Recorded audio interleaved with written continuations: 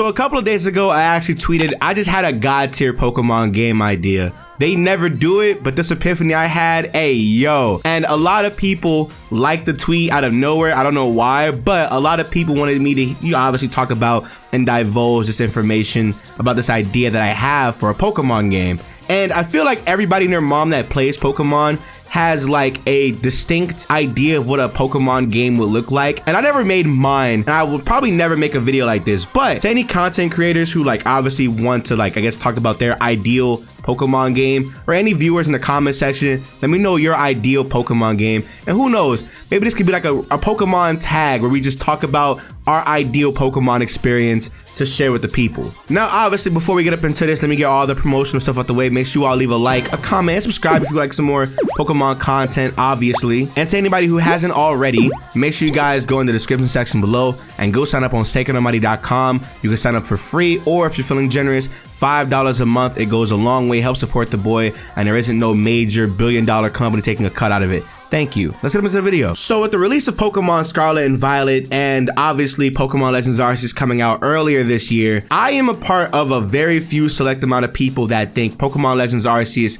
as a game is better than Scarlet and Violet. And obviously Scarlet and Violet have their own technical issues. I'm not talking about that. I just mean as a game, Legends Arceus is a lot more of a focused, more fun and immersive game to me than Scarlet and Violet is. And I guess that's because I have a humongous Gen 4 bias, and it was really cool to see Sinnoh in a really different area. And I wasn't really a big fan of Sword and Shield, and Scarlet and Violet are kind of just a better Sword and Shield. But I honestly think that what made Legends Arceus so good to me was how different it was compared to the rest of the Pokemon series. The very moment you go outside, you're introduced to a humongous land. Now, obviously, it's not as big as the Scarlet and Violet world, but it's this humongous tract of land, and these Pokemon are literally trying to attack you. Even the smallest creatures known to man are trying to attack you, the trainer. And I understand that's like the whole plot of the story in Legends Arceus. It's just like, yo, like, you know, Pokemon are not your friends, they're trying to kill you, yada yada yada. But I honestly don't understand that argument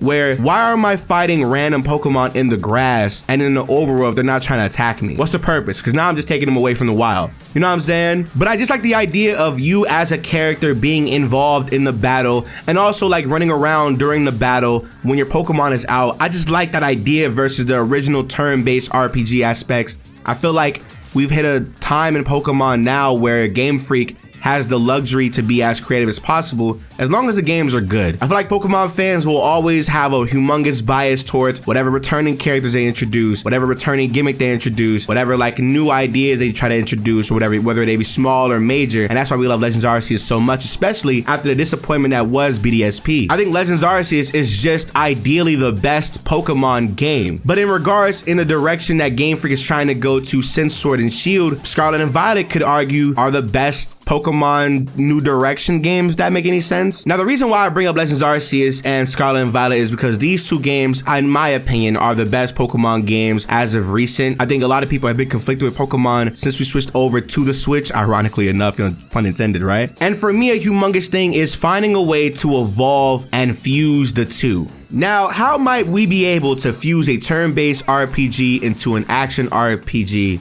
And the answer is actually from a game that came out recently that has done the exact same thing. Now, if you know me, then you know I'm a humongous fan of Final Fantasy VII, the remake. Now, we're not gonna stay on this game for too long, obviously, but we're gonna be taking a humongous aspect of its battles mechanic away from it. The ATB, or the Active Time Battle system. Now, if you don't know how the ATB works, it essentially replaces the time from the original Final Fantasy game and gives the characters multiple turns to be able to use their moves outside of the action aspect of the game. Now, I know what you're thinking, right? Pokemon doesn't really have a mechanic to where the trainers can actually battle in the game alongside their Pokemon. But that's where Legends Arceus comes in, right? Legends Arceus made it to where you can actually catch and throw items at Pokemon without actually initiating battles with them. It kind of felt like 5 Safari Zones in one battle, or one game, I'm sorry. And it's not like the character wasn't doing anything at all. You could throw a rock to aggravate the Pokemon,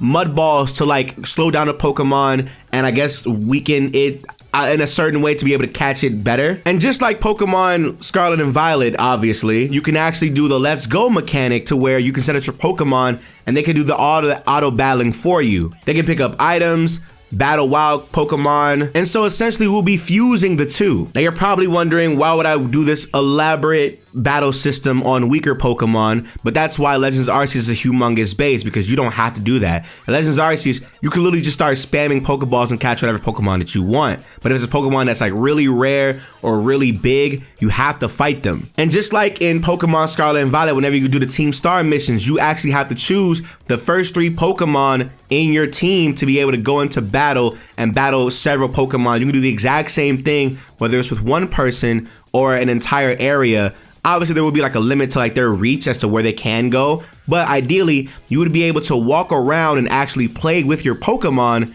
in the overworld of the game without having to initiate a battle segment or sequence to, I guess, stop the pacing of what feels like an overworld adventure. And you can just like throw your Pokemon out, throw your items out, or just throw a ball at them in any way. That's 3 forms to initiate a battle and or catch a Pokemon. And obviously each Pokemon will have their own HP, each Pokemon will have their own moves you can select after the ATB system is done. And we could treat the battle menu kind of like how the strategies work in older RPGs, to where you can set a certain Pokemon to focus on healing, another Pokemon to focus on damage, another Pokemon to focus on defense. So this would be ideally you and your top 3 Pokemon inside of this world, and you could switch them at any time that you want, thanks to Scarlet and Violet's new menu, because that menu is so easy to access everything that you can in such a quick time too. Now, something like this would require a humongous world, and luckily, thanks to Scarlet and Violet, we actually have access to what a humongous Pokemon open world environment will look like. I think if we could scale it a little bit bigger, or just keep it how it is now, this entire gameplay system would work, and that would basically make up for the fact that half the region is empty anyway. Every Pokemon wouldn't just feel like a random pop-up and a mon that you just have to catch, you know? And that would also make the raid systems a lot more fun too, because imagine you and your 3 other friends running around trying to debuff this Pokemon, while you and your one Pokemon that you select will be able to just, you know, just do damage to the mon and try to catch him. It'll make it a lot more harder and a lot more immersive for not only you, but the other Pokemon trainers as well. Now, obviously that's banking on a lot of Nintendo connections, and I know, you know, Nintendo's not really good at online experiences, but in a perfect world, right? In a perfect world, this is what we're going to be working with. Now, in terms of difficulty, I'm thinking that obviously the game will have to have scaling at some point. If we're doing full open world, we could have the gym leaders and the Elite Four members ace Pokemon be 2 levels above your highest, and have the rest of their teams maybe 1 or 2 levels under your highest as well. That way, whenever you do a boss rush and you do go into the gym leaders, it's not just, oh, hey, I'm just sweeping through everything like it was in Scarlet and Violet, because unfortunately, since that isn't necessarily the real open world experience, when it comes to the gyms, you can just go straight through and battle as much as you can. Each trainer actually should have 3 teams on them, and there should be a certain level where that team is introduced. So like, say for instance, if we're gonna make this expansive as hell, maybe level 30 is when the second team should come in, and then level like 50 is when the other team should come in as well. That way, every time that you do battle them, despite being over leveled than you think, you're actually fighting a humongous, really interesting 6v6 team, and not a 6 versus 3 Pokemon that are level 15, you know? And I want to take away the best thing about BDSP, and I want to give the AIs the necessary competitive move set and items to be able to battle you with. I remember looking at the BDSP Elite 4 and thinking, oh my god, who made this team? And so for that, we're going to be doing the exact same thing. Now, in terms of the Pokemon variety, I'm thinking that we keep the exact same 400 Pokemon available to you, and then 200 through DLC. We can do 2 different expansion passes, kind of like how Sword and Shield have it, and every expansion will introduce 100 Pokemon from the past, and that's obviously including the Pokemon Home transferables. Now, over time, Pokemon has made it to where you can actually start up just breeding any Pokemon and making competitively viable, so we're going to be keeping that exact thing here. Bring back the shiny sparkle in the overworld, because I don't know why they didn't have that in Scarlet and Violet, but you know, who knows, maybe it might get patched. And in terms of the story, I feel like this could go anywhere that you want it to be, but I think for me, what I want to do is I want to have 3 rivals, 1 actually be a childhood friend, and the other 2 that you pick up along the way. The childhood friend could be like the How equivalent. Another one could be like a Bead or a Silver equivalent. And another one could be just a regular girl, you know, maybe like Serena. And in terms of an evil team, I think I really want to expand more on the Infinity energy that they introduced back in X and Y and Omega Ruby and Alpha Sapphire. Because every every time I feel like since then, Pokemon has tried to introduce like this new energy source that can mutate Pokemon or do something to Pokemon. But like, why don't we just bring it back to the life essence of Pokemon?